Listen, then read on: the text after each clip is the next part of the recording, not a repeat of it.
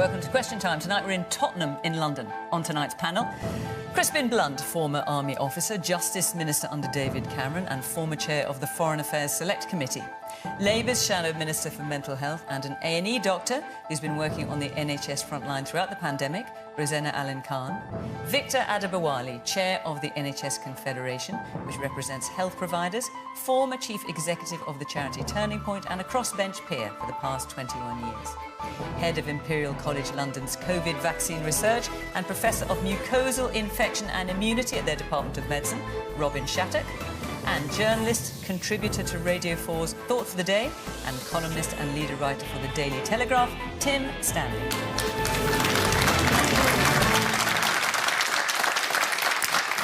Good evening, welcome to my panel, welcome to our audience here in Tottenham, great to see you, and of course welcome to you at home. Do join in the conversation, you know how, the usual way, on social media at BBC Question Time. OK, our first question tonight is from Zoe Scott. With rising energy costs expecting to cause a surge in gas and electricity bills, are the government's proposed interventions targeted in the fairest way possible? Yes, the cost of living is going to be going through the roof. I think there's no question about that. Rosena?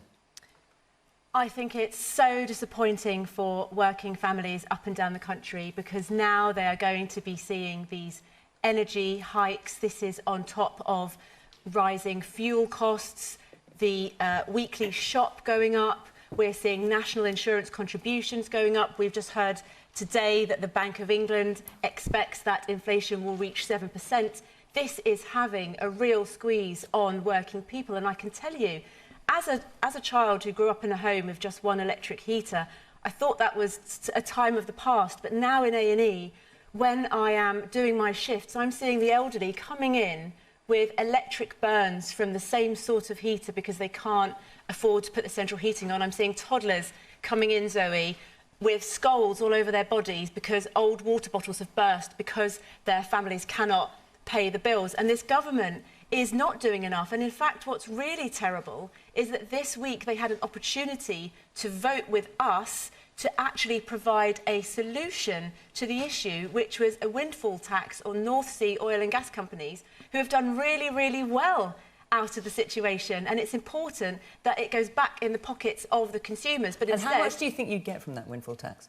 What we would get is the ability... So that's... Now, how much money do you think you'd get? Well, what we would get is the ability to afford for every family to have £200 off their bill, but for some families to have up to £600 off their bill. We would also cut VAT on energy bills for a year starting from April. Crispin? I think the measures are as well targeted as they reasonably can be.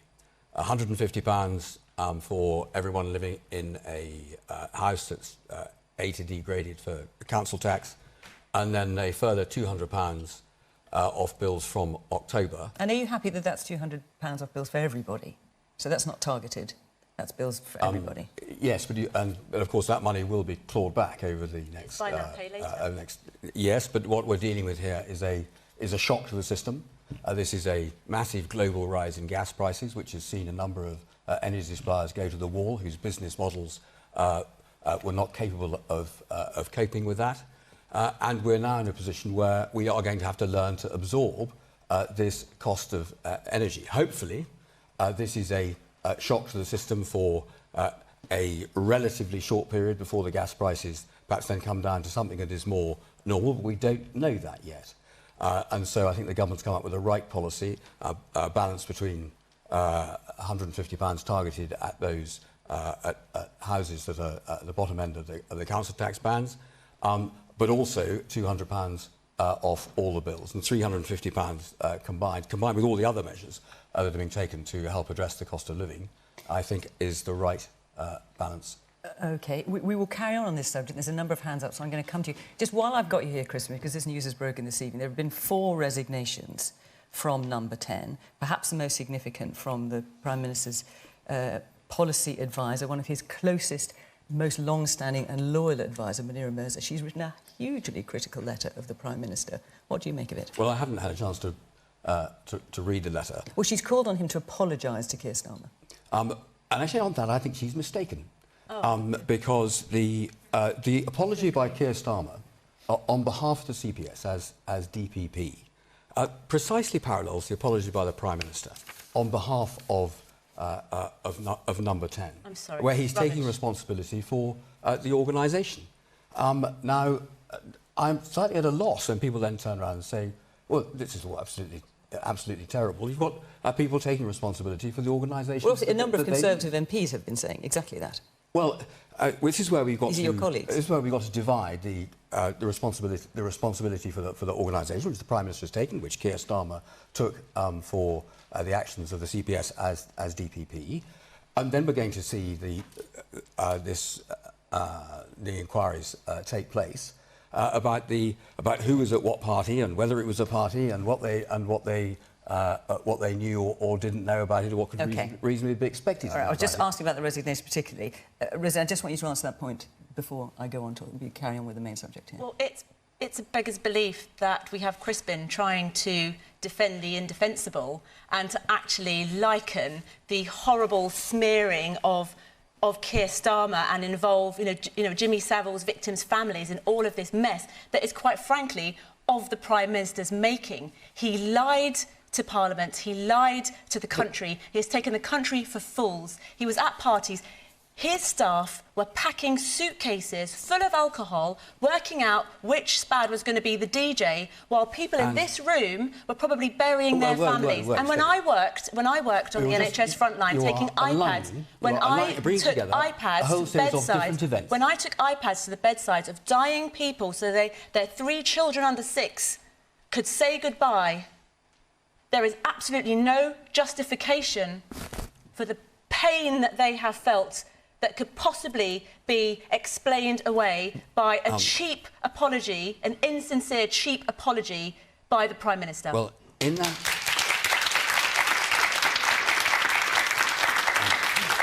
answer, you have aligned 3 different things. And I completely understand why you've done it, because obviously it sounds incredibly moving if you've got people apparently partying away in Downing Street, and you've then got NHS staff who did an absolutely brilliant job during the COVID crisis and doing all the things that you explained. But you can't fairly put those circumstances alongside each other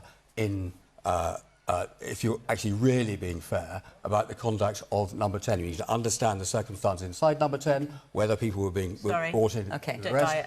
But I'm only too well aware that there'll be very few people out there who will be able to put this in the context that I would, and then actually come to my balanced judgment about the Prime Minister. Well, so they're wrong and you're right?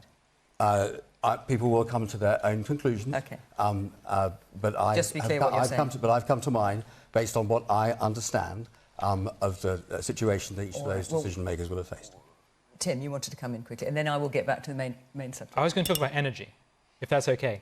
I will give the government credit on one thing, which I think that its proposal of targeted rebates is probably a little more progressive than Labour's idea of a VAT cut, which would affect everyone. So I'll give them that. That's all I will give them. You are now paying for 30 years of failure in energy policy. Sometimes markets go wrong, and this one is going wrong. That's true. But over the course of these 3 decades, there's been a failure to invest in nuclear, to invest in shale, or to invest in proper gas exploration. At the same time, the Conservative government has nicked some policies from Labour which themselves have distorted the market, be it the application of a cap onto energy bills, which sounds like a good idea, but as I say, it distorts things. And also the levying of green and other social levies, which are added onto your bill. So something like 20% right now of your bill is those levies which have been applied by the government. Now, the government's proposal to support us during this, at a time in which the average bill is going to rise by about £700, is to give £150 back, I think, via council tax, which is good, but also to give us £200, which, and this is the small print, we have to pay back. So you might call the government's strategy of dealing with a problem which has been exacerbated by government as socialism with a miserly face. A socialism in which the government takes your money, gives it back to you, and then asks you to return it. And it's so frustrating, after 11 or 12 years of a Tory government in power, not just to have this crisis, but to have the same New Labour philosophy at work, a philosophy which sees government money as the government's. It's not. It's yours. And you have lent it to the government. The government shouldn't be lending it to you. OK. Let's come to orders. Green levies, incidentally, I think are 12.5%, not 20% of the bill. But no, that's not the calculation I've seen. No, no, not just green, social, other levies as well. Other levies it's around 20% of your bill. Let's hear the person at the back there. There we are. Hi. I think surely if the government were sensible, they'd be using the gas crisis as an opportunity to retrofit a lot of the homes in the UK to reduce the demand for gas, which would not only help with fuel poverty, but also help with the coming climate crisis. So I think that would be the long-term solution that they really should be doing. What, installing heat pumps, is that what you're talking about? No, insulating homes to reduce the demand for gas. I mean, that's part of the problem. OK. In the blue sweater there, yes. Yes, you. I'd be interested to know why it seems that in the past week there has been less focus by the opposition party upon these cost of living concerns, but has instead primarily focused upon the issues of Partygate. OK, and the woman here in the middle. Hi, I mean, you mentioned the business models of these energy companies not being capable of responding to this shock, this crisis, but these same business models have been robust enough to pay billions and billions in shareholder dividends over decades. When are we going to start holding these big corporations to account? When is the government going to start holding these big corporations to account? And of course, Shell was today talking about, or yesterday I think it was, about the size of the profits they're making. And yes, in the blue jacket there. Yes, you, sir. Tim's point about the government policy on green energy, is it time where the government take a step back and start investing in shale gas, which we have in abundance? It's a way of saving some money, and we have our own oil and gas rather than importing it from Eastern Europe, which is very high risk. Of course, and the government did embark on that and then pulled back from it, as you say.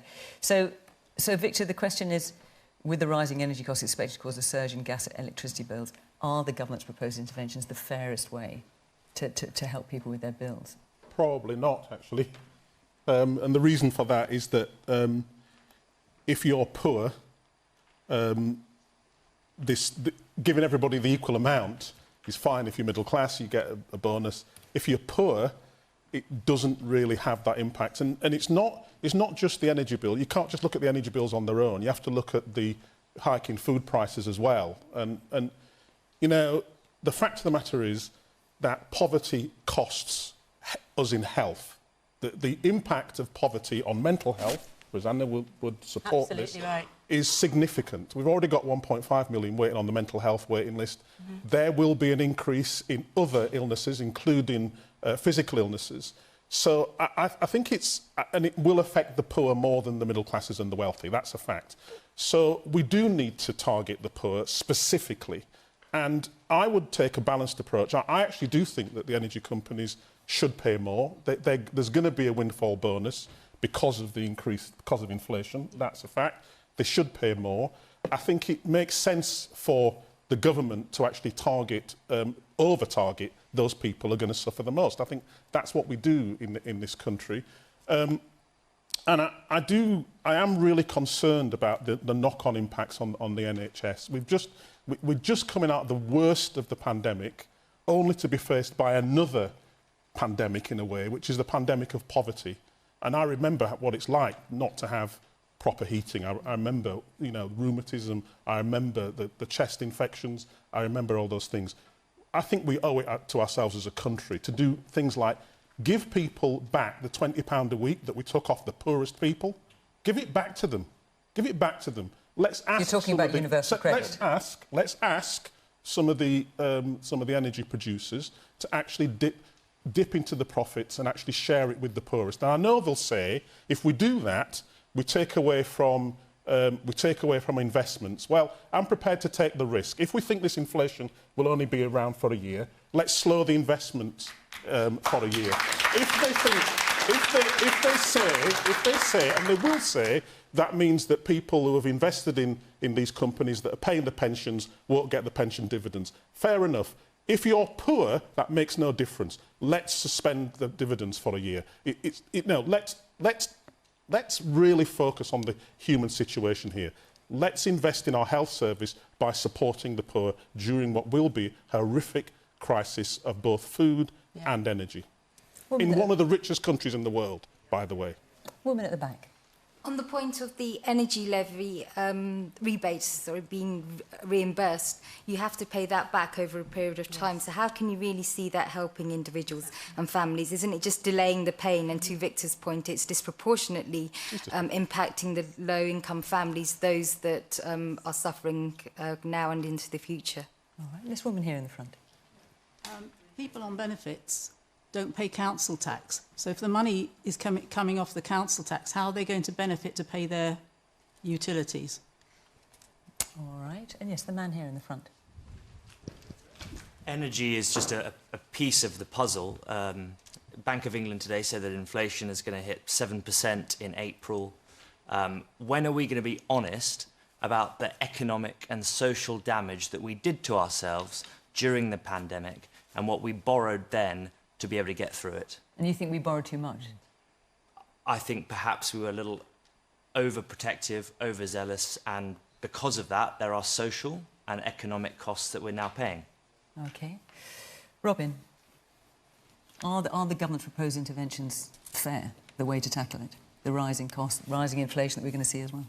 Well, I think everybody would agree that people shouldn't be having to choose between whether they can eat and whether they can heat their houses, their homes. And clearly, it doesn't seem that it's targeted enough or proportionate to give a loan that has to be paid back. There must be a better way to do it, a more efficient way to do it in a more immediate fashion. OK. I'm going to move on and take another question. But before I do, just want to let you know next week we will be in Newport, and the week after that we will be in Leeds. And we'd love you to join in and be part of our audience. So if you are from or around Newport or Leeds, do go to the Question Time website. You can follow the instructions there and come and be part of our audience. We'd love to see you. OK, let's take another question now from Paul Cook. Given the shortage of medical personnel, should the government abandon its plans to make vaccinations mandatory for NHS staff, as this would lead to even fewer frontline workers? Victor, I'm going to come to you, obviously as head of the NHS Confederation. Well, we were incredibly worried about the idea of the mandate in the first place, to be honest. My members worked really hard to vaccinate as many staff as possible. 95% of NHS staff are vaccinated. There are massive discrepancies depending on where you are, and the numbers of black and minority ethnic staff are well below that. My members were working really hard to do that, and we did warn the government that a mandate would potentially risk losing staff at the time that when we needed them most. You know, at 80,000 staff, I have a chief exec in London who 17% of his staff would have been sacked. We would have had to close a baby delivery unit. So, you know, what's causing the reluctance, do you think? Sorry? What's causing the reluctance, do you think, Victor? To take the vaccine? Well, there are a number of factors. One of them is the notion that black and minority ethnic people have been badly treated. They have very good reasons not to trust leadership. It's just a fact. It's a painful fact. If you look at the work of the Independent Race and Health Observatory, which studies this stuff, they will tell you that some of the messaging was inappropriate, given by the wrong people at the wrong time in the wrong way. I'm not one of these people who wants to have a go at people who haven't vaccinated. Some of the people had clear reasons, and many of the NHS staff that aren't vaccinated are working as hard as those that are vaccinated. So I'm not here to have a go. But I do think we did warn the government. What happened was inevitable. So the government's taken a step back. The way it did it has caused incredible pain and anguish. If you are a leader of a hospital and you've had to basically get your senior staff out there, and I'm sure Rosena is aware of this, talking to people who haven't been vaccinated, in some cases hundreds of staff, nobody likes, least of all people in the NHS, telling somebody they're going to lose the job because they've made a decision. Imagine doing that and knowing the consequences on everyone else. And then they find out that the government's changed its mind, not through a message from the Secretary of State, not through a question, how do we do this? Circumstances have changed, but on the media. Yeah. They find out on the media. and then they have to reverse ferret in front of those very staff who've built the trust. It's not the way to do this. So I'm glad the government's changed their mind. It was inevitable that they had to do this because of the loss of staff. I'm very concerned about the 50,000 or so social care staff who've already lost their jobs and the cost to charities and companies that provide social care. So they've created a complex problem by not working with us in the first place to actually look at the challenge properly. That's the problem. We can't afford to lose health and social care staff. And the way the government went about it, I think, has really broken the faith of many of those frontline staff in leadership. And that's bad for everybody. OK. Yes, the man at the back in the grey sweater. Thanks. I think you had a point about the messaging. Last week I was watching the news and Clive Maru's report showed about 9 out of 10 people in ICU were unvaccinated. Should that be the messaging, more scare tactics, rather than Boris saying, wash your hands, it saves lives? Should it be more showing people actually dying in ICU? I think, if I may, I think there are a number of things that have been shown to work. First of all, using members of the community in question to give the message. Actually being present in those communities, spending time with people and going through with them their genuine concerns about the virus. I'm not sure that threats work. The more you threaten, the more people tend to resist. We do know that the majority of those people in ICU are unvaccinated, and I know because I've spoken to doctors and nurses who have to suffer the moral harm of watching someone die who didn't have to die because they weren't vaccinated. So we have to keep trying. We have to respect people. We have to respect the choices, but keep trying to get them vaccinated. I'll just say one thing. You have a right not to be vaccinated in this country. But what you don't have, in my view, is the right to spread the virus. So you have to take precautions, and everybody around you has to take precautions, and you have to take responsibility for that decision. All right, there's quite a few hands up. Let's hear from somebody. Yes, the woman in the front here. Yeah, I think I would agree with you on that. I think it's really, really easy to brand people as anti-vaxxers. We've just seen in the news that Piers Corbyn is due for trial and things like that. It's very easy to associate people that are reluctant to get vaccinated and brand them in that sort of category. As a medical student myself, you know, I've seen it, as I'm sure you have as well, up and down the country, different patients for different reasons. Saying that they don't want to get vaccinated. In particular, I think the pregnant population really need to be targeted and highlighted here. I think in a study of in Scotland, so it's very representative of the rest of the UK, 33% of women that gave birth in October 2021 were double vaccinated, compared to 77% of women of reproductive age.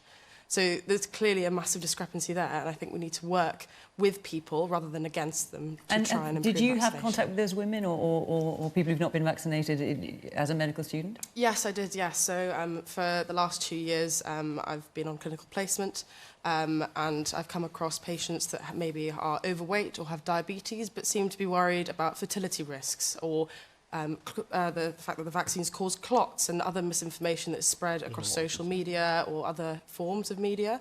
And as well as, personally, I was on ITU for quite a few night shifts, taking care of pregnant women who had been on ITU for about 6 weeks and had babies down in the neonatal intensive care unit and hadn't seen them because they'd been on ITU because of COVID, they hadn't been vaccinated. So I think it is a really important point that we do need to work with people, not against them. And Robert, I'm going to come to you to talk about a number of those. I mean, there are a number of people in our audience, a few who've not been vaccinated. I mean, do any of you want to contribute to this? Let's hear what you've got to say. Yes, in the red sweater there. I wanted to thank Victor for making his points because I think he's the first person who has considered the rights of people who aren't vaccinated and talked about whether someone has the right to take the vaccine or not take the vaccine, as opposed to the sort of balance sheet that is argument that's presented. Do we lose X number of healthcare workers or do we gain, I don't know, you understand what I mean. What is the effect of that? What's the benefit? And we aren't quite asking the question, what rights do individuals have? In terms of misinformation, this lady says, for example, I don't know, there's misinformation about blood clots and other side effects. But the truth is that this vaccine does have some fairly horrific side effects, and we're operating with incomplete data, so we don't know how widespread those are. But for young, healthy people, I think there's a fairly reasonable argument to say that the side effects or potential side effects are worse than the possibility for harm from the disease. And, you know, also the swine flu vaccine was recalled after about 800 cases, I believe, of narcolepsy in children. And there are far more cases of adverse reactions from this vaccine than the swine flu vaccine. Yet I don't feel like there's an open conversation about the side effects, the potential risks, especially to young people and especially for children. OK. Robin, would you like to take that? I'd like to start first with differentiating vaccines for healthcare workers and vaccines for the general population, because I think they're two different issues.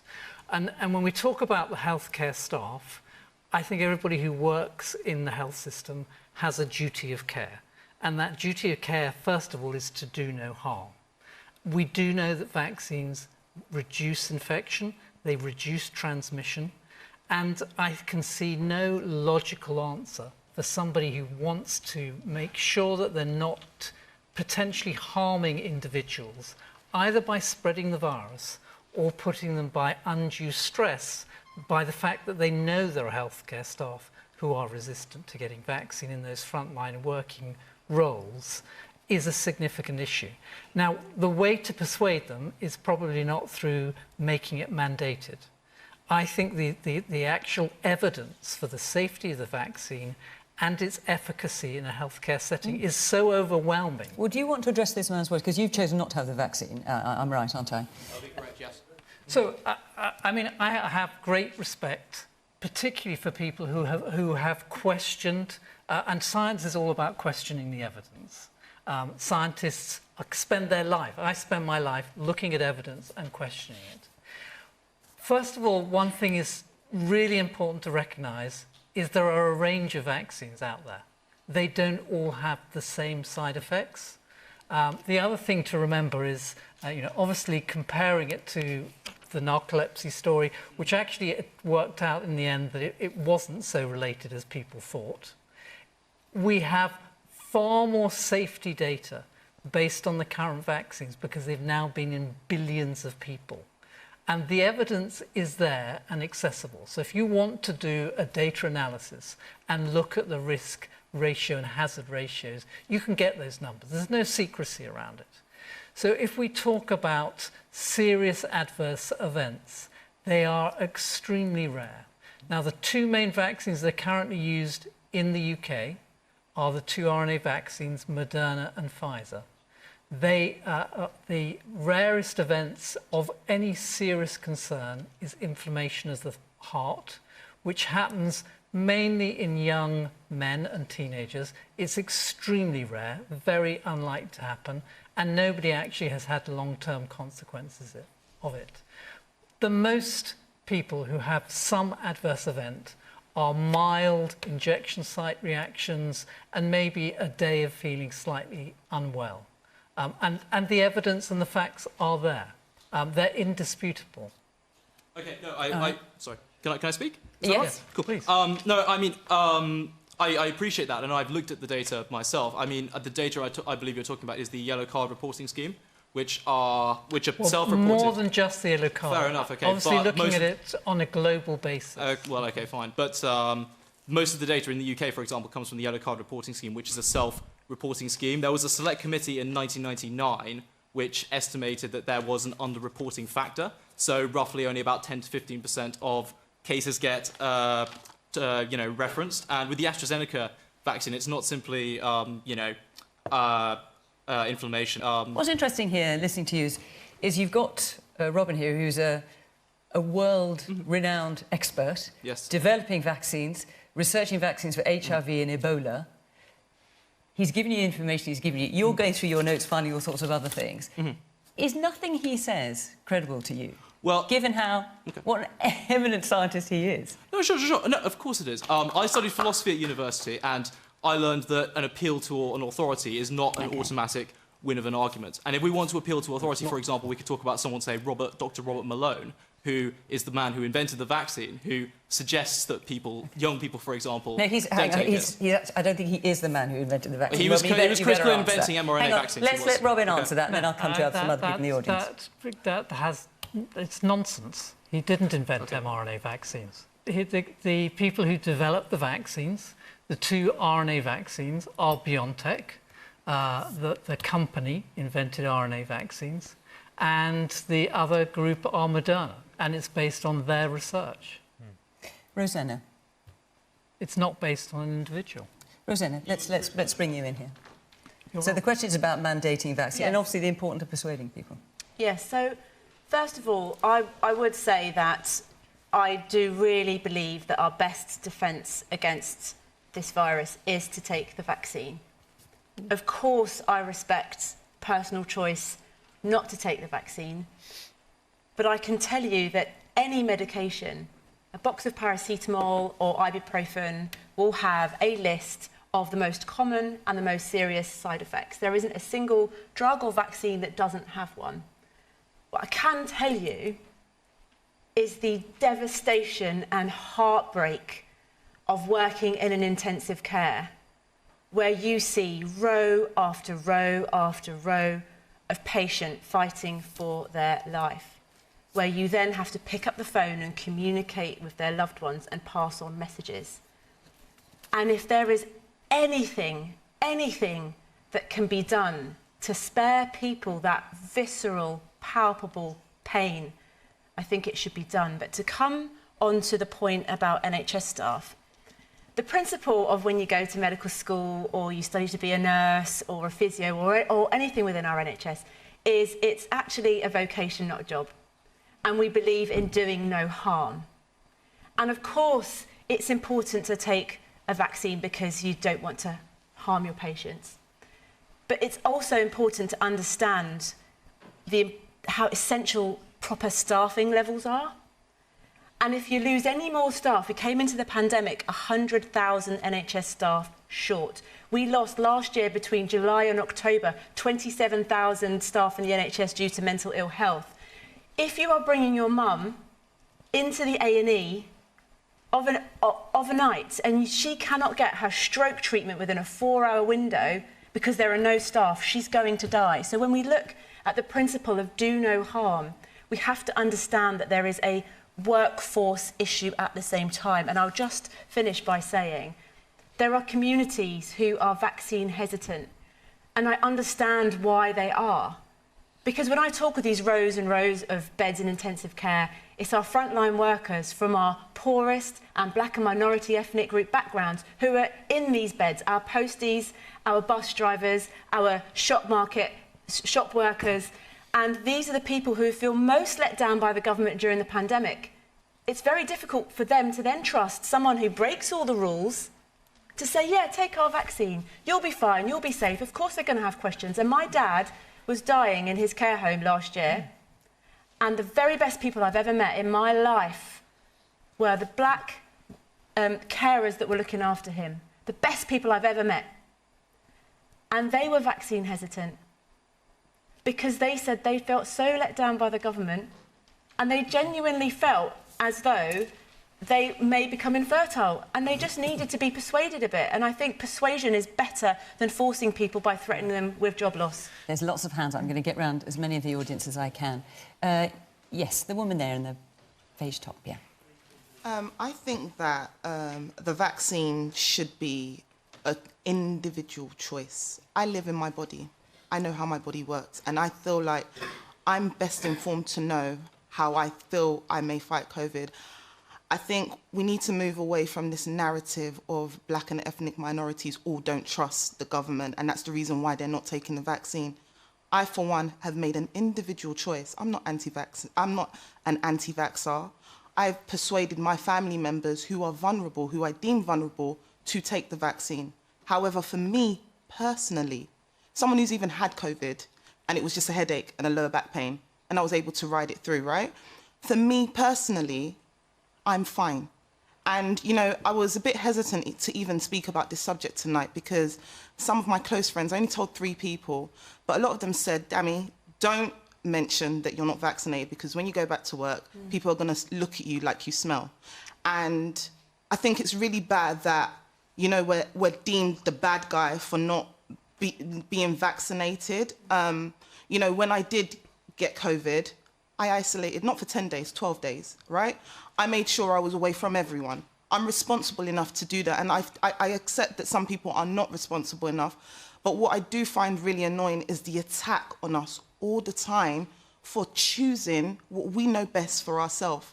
That's where I stand, and you know, it is quite painful and it is quite a difficult decision to make, because before I got COVID, I was very anxious about how will it affect me if I do get it. Were you worried that you might end up in hospital, for example? So I was never worried I'd end up in hospital, but I was worried that I might be sicker than I ever have been. I'm someone who, thankfully, has not really experienced any sickness. I'm pretty healthy.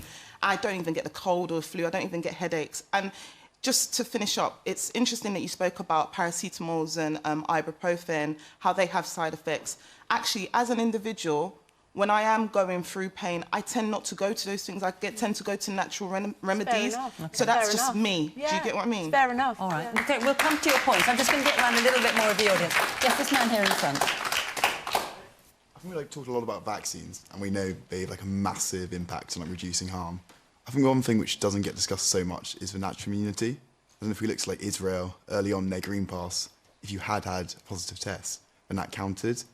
And I just think I completely understand why we're trying to reduce transmission, reduce harm by vaccines. I just think the conversation of natural immunity should be raised more often. OK, we'll come to that as well. Yes, the woman at the very back. Why have we been so slow to roll out vaccines to children? Surely that's an important component to keeping the kids in the classroom and making up for lost time. All right, and the man in the maroon top there, yes, Anrek at the back. Yes, you, sir.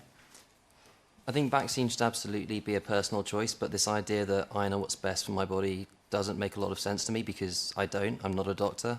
I think when there's something wrong with me, I go to the people who are experts in that field. OK. And the guy in the blue sweater, yes. Perhaps adding to that as well, I've read recently that there have been cases where doctors or religious leaders or community leaders would have one-on-one chats with people that were against taking the vaccine.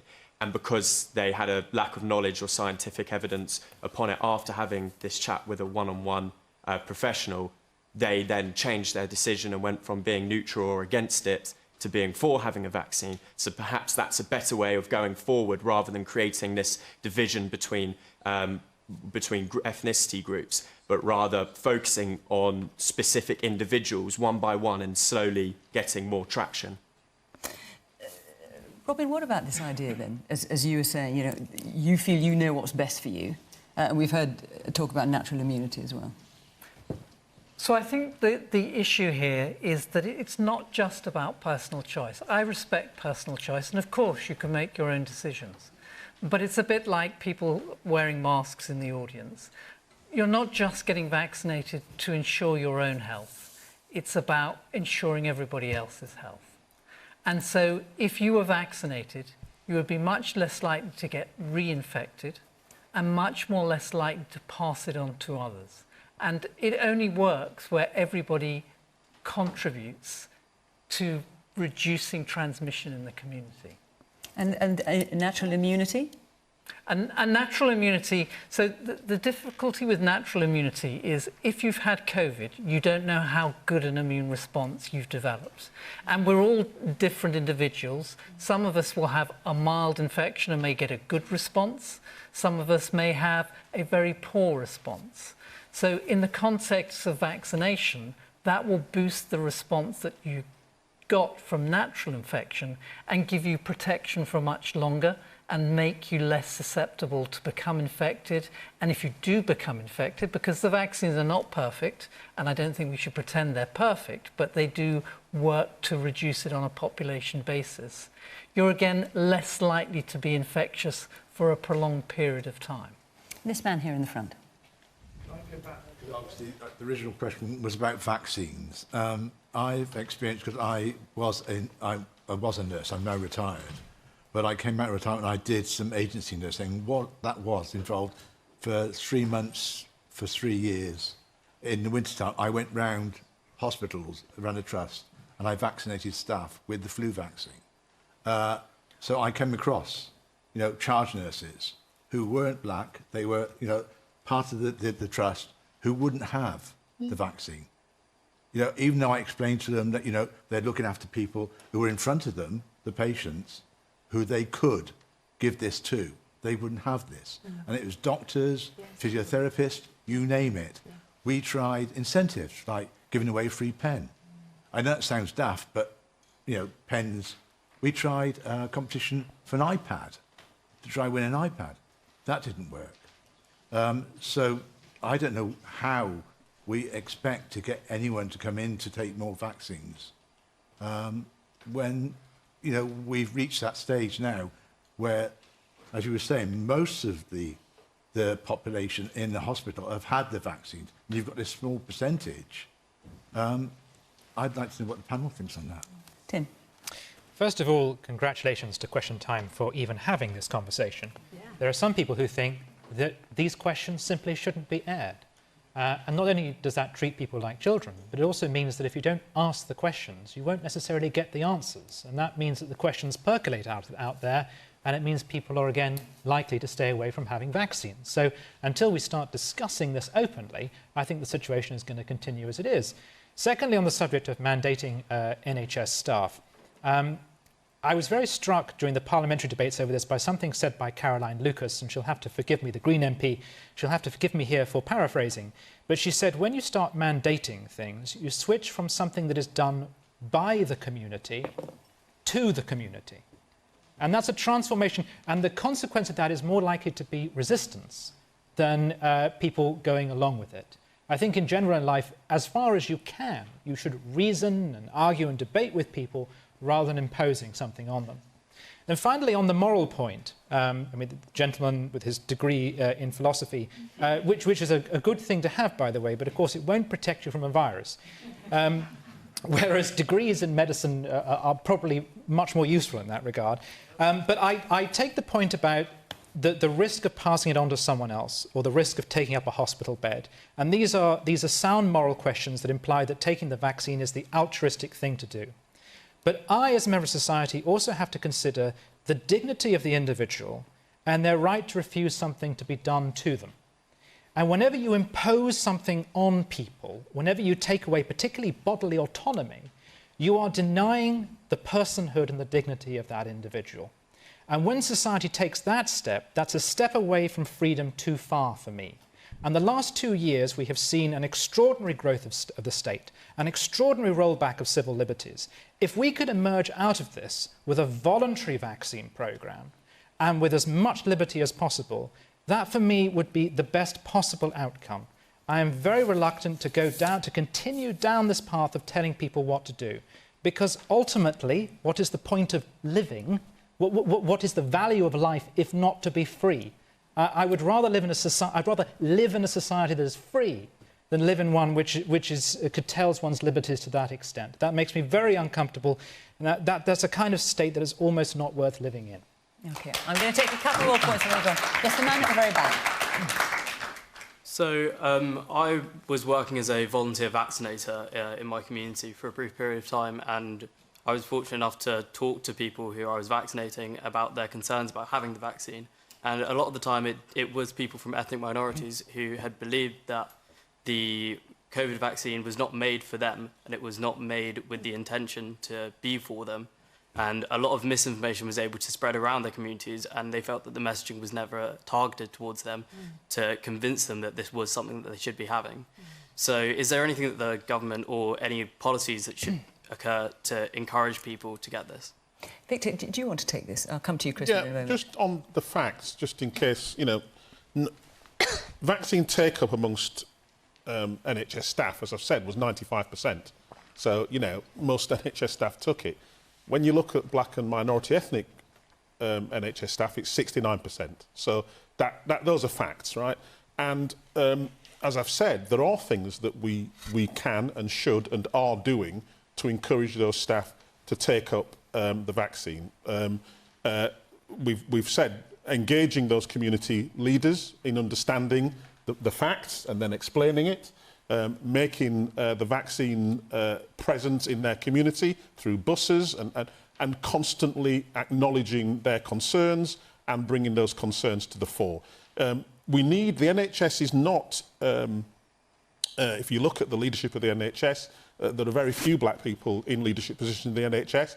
That affects, you know, how messages are presented to black and minority ethnic staff. So there are things that we can do. There are things that we should do.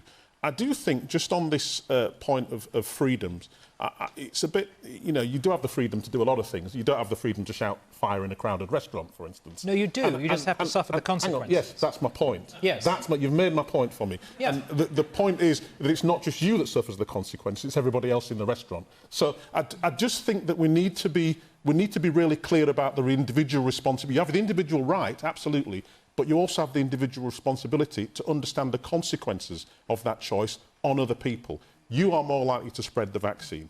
You are more likely to end up in hospital. These are facts. So I just think we need to be, you know, bring down the temperature. Let's understand the facts. Let's help people understand the vaccine. Okay. You are better off taking it than not taking it. All it's right. Just those are the facts. But can I just say on the point about the morality of being... back in, Tim. Crispin's not had a chance to speak yet. Okay, sorry. Let me just let Crispin speak. I agree with Victor and the points he has been making. But it's not as though the government has not been supporting ethnic ambassadors to actually make the case on vaccines into the community. They have been. The government have had to consider the emerging evidence in where the science has been developing and the evidence has been moving at quite a pace as decision points have to be taken. And so where I think we're at is the question of compulsory vaccination within the NHS, and previously it was compulsory vaccination in the care sector. For my money, I think given the evidence that was available to ministers making that decision, I think they made the right decision about the care sector. They're now faced with the same decision about the NHS, and it now appears that the evidence around Omicron and how much less lethal it is than its predecessor versions of the vaccine, that it's now time to reassess. So should those care workers get their jobs back? That is a sensible way of proceeding on the basis of as much evidence as possible, and then to take the decisions at the time. And of course there's an issue about the prospect of making vaccines compulsory. I hope will have had its own effect on people in the care sector and now in the NHS going... I'm going to move on a minute, but before I do, I just wanted, before I finish this topic and move on to a completely different one, you wanted to come back in. You mentioned natural immunity, right? And, you know, the approach of the government is like there's only one way to solve this, which is vaccines.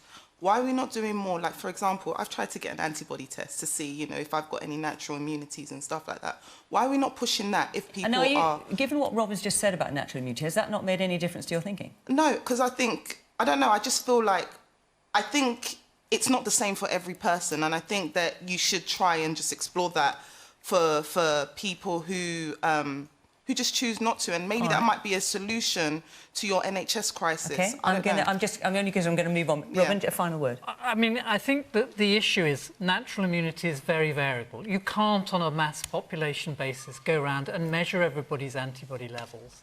And if I measured your antibodies levels today, and I could say that it was below a protective threshold, would that persuade you to go and get vaccinated? It could.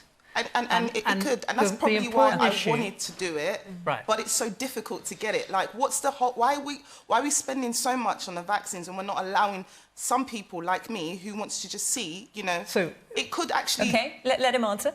So the important thing right now is we don't have a precise unit of if you have an antibody level at this level, you are protected for this number of months.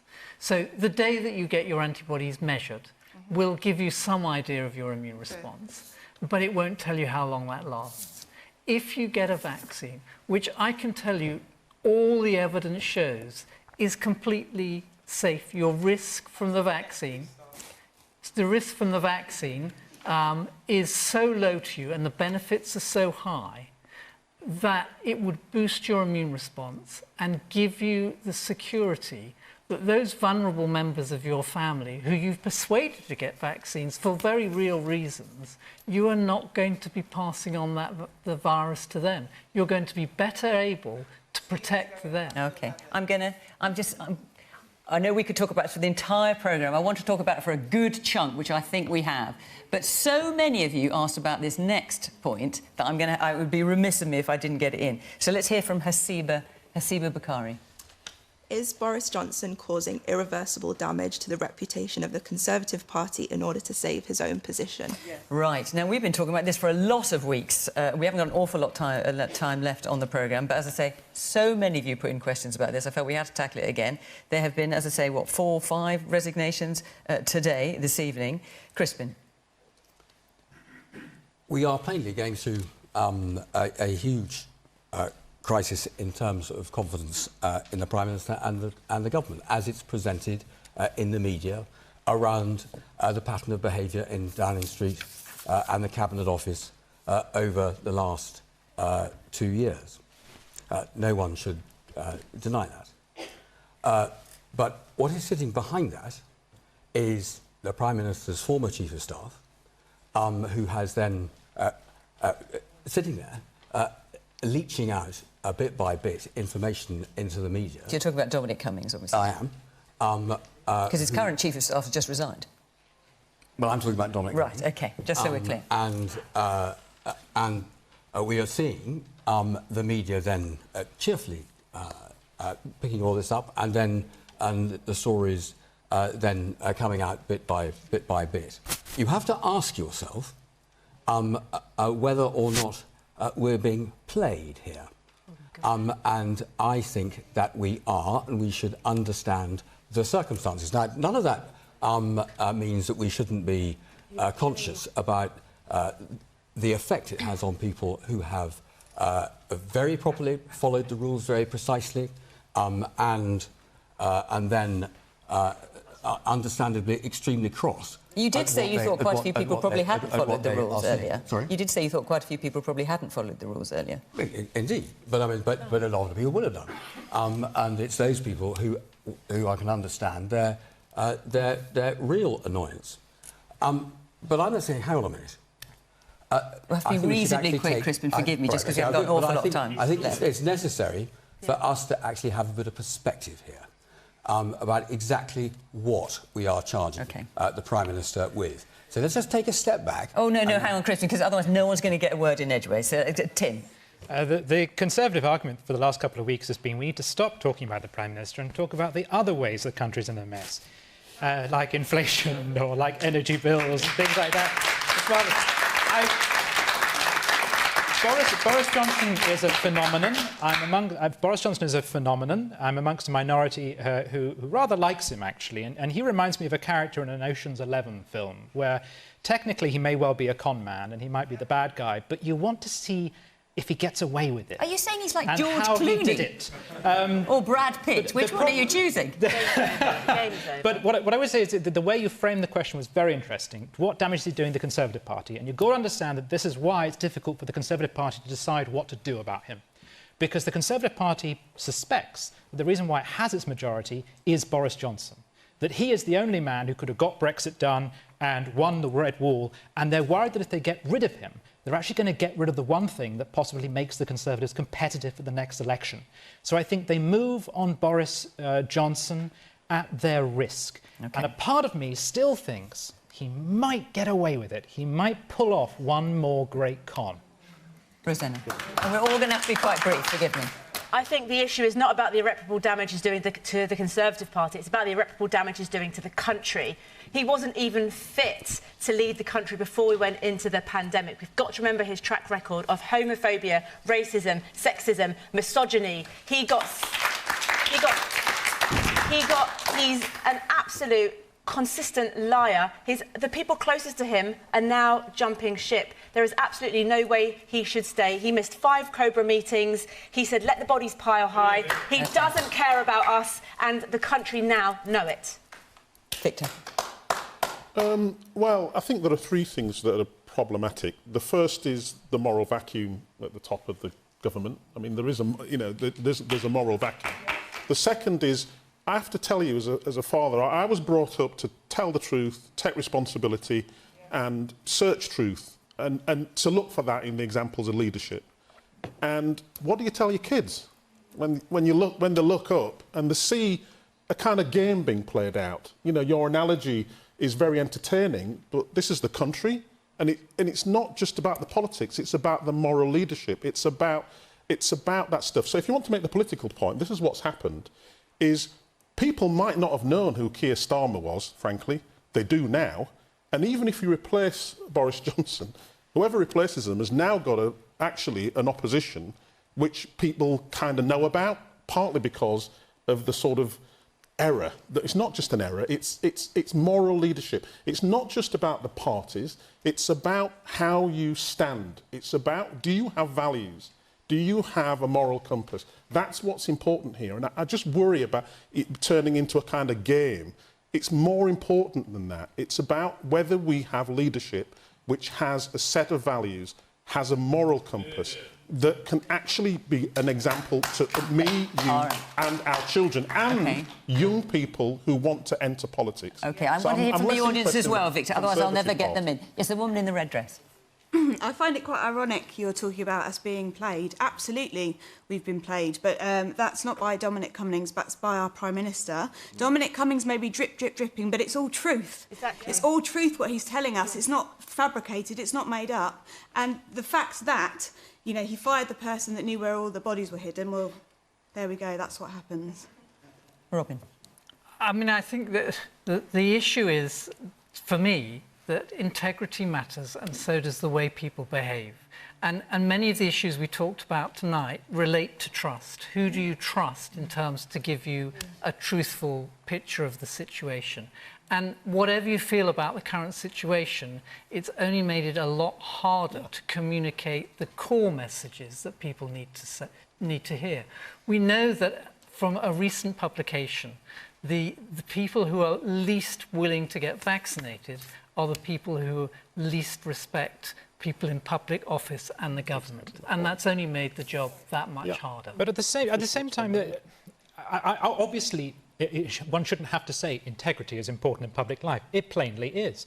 But we've had prime ministers who have been paragons of morality, like Theresa May, and she was rubbish at the job.